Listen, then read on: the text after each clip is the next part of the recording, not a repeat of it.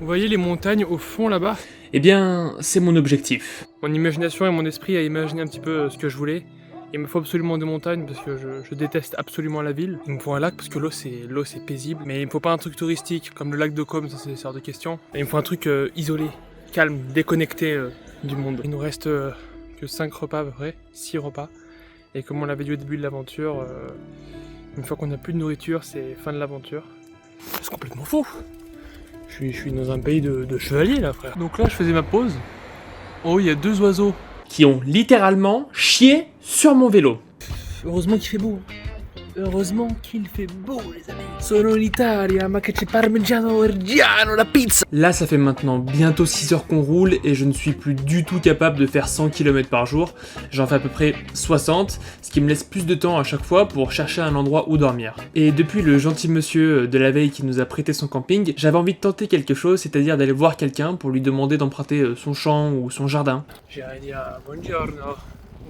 Ciao, come stai? On verra, mais ça pourrait être très très cool. Et voilà, ça permet aussi d'aller parler aux gens, même si c'est dur. Mais bon, après tout, dans une aventure, j'ai que ça à faire là. Si je veux pas me faire réveiller au coup de fusil ou par un tracteur qui me roule dessus à 4h du mat. Bon alors là les amis, on va avoir une ferme ou un endroit comme ça, donc je vais descendre de mon vélo et je vais aller voir.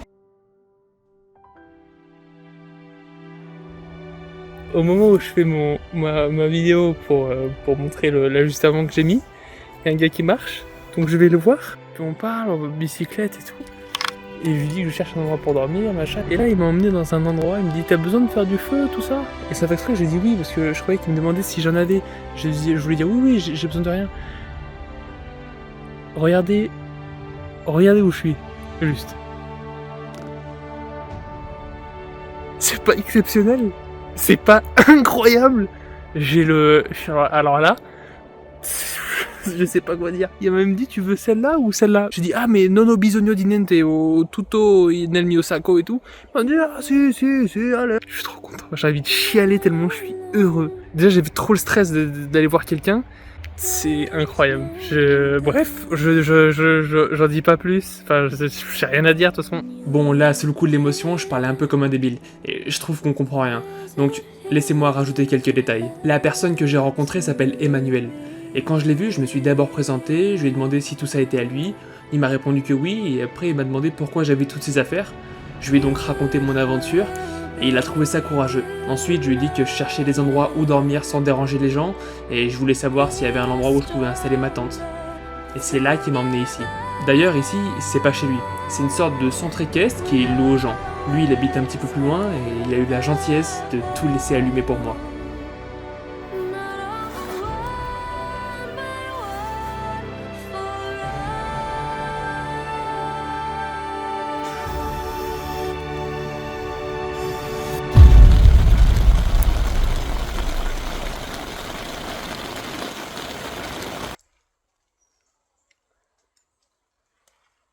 Je ne sais pas si on est en Amazonie ou en Italie.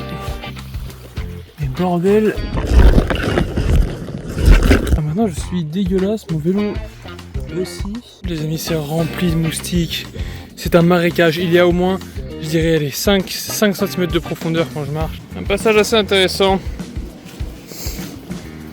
Dans de la sorte de boue chelou. On dirait, vous savez le dôme dans Minecraft là. Oh là là ça colle. Oh là les roues dans un état. Là non. Les chaussures. Ah il y a un petit problème au fond là. Ou je n'oserais dire même un gros problème là. Oh non. Me dis pas que j'ai fait tout ça pour rien.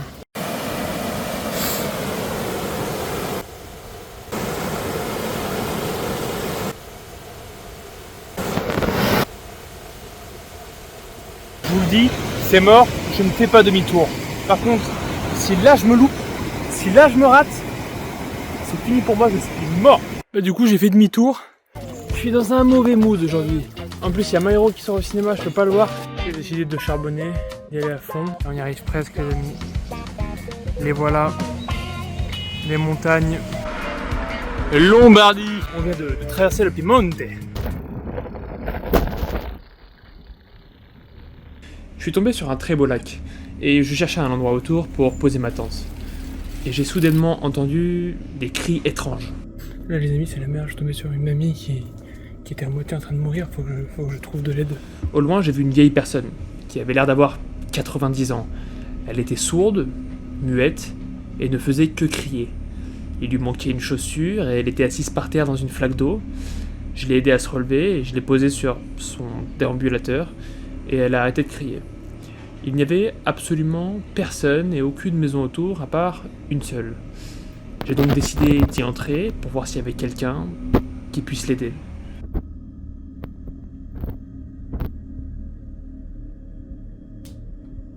Buongiorno.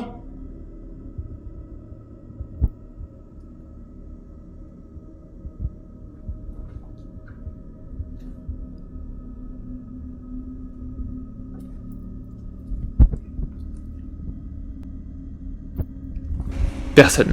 Et au bout de 1 heure, 2 personnes sont arrivées, un couple dont ce monsieur qui parle un petit peu français, et on a un petit peu discuté, et il m'a expliqué qu'en fait elle faisait souvent ça. Et du coup, quand ils sont arrivés, je leur ai expliqué, ils me disaient ah oui, elle fait souvent ça. Bref, et après m'avoir remercié, je lui ai demandé s'il connaissait un endroit où je pouvais installer ma tente, et il m'a, encore une fois, gentiment proposé de m'installer dans son jardin. Enfin, c'est pas totalement son jardin, c'est celui de sa mère, mais il vient tous les jours l'aider. Comme quoi, c'est important d'aider les gens, parce que le ciel nous le rend toujours. Et nous y voilà. Ça fait maintenant 8 jours que je suis parti de chez moi, seul, avec mes affaires, et le seul but de trouver un endroit parfait.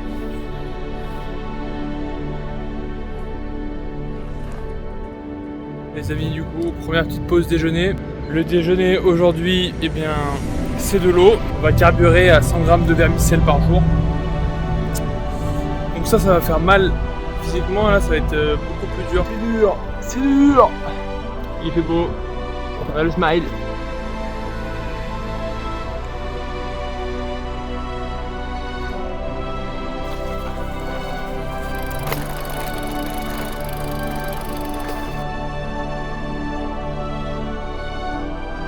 Ça y est les amis, je suis arrivé au lac de Côme. Et je me dis que là, mon vélo, il m'a emmené jusqu'au lac de Côme. Mon vélo m'a emmené jusqu'ici. C'est incroyable. Je suis tellement heureux. Franchement, j'aurais jamais pensé que j'étais capable de faire ça de ma vie. Partir de chez moi, traverser les Alpes, faire autant de vélo alors que j'en ai jamais fait, monter ma tente et dormir pour la première fois seul, et arriver jusqu'ici. C'est beau. Et je suis fier de moi. Et c'est important, je pense, d'être fier de soi.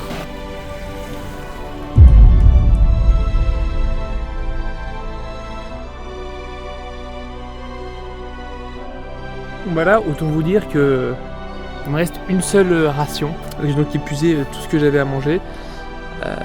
Il me reste du coup à peu près 100 grammes de vermicelle. Donc aujourd'hui sera notre dernier repas. Donc notre dernier jour d'aventure. Allez, j'arrête de parler. On y va.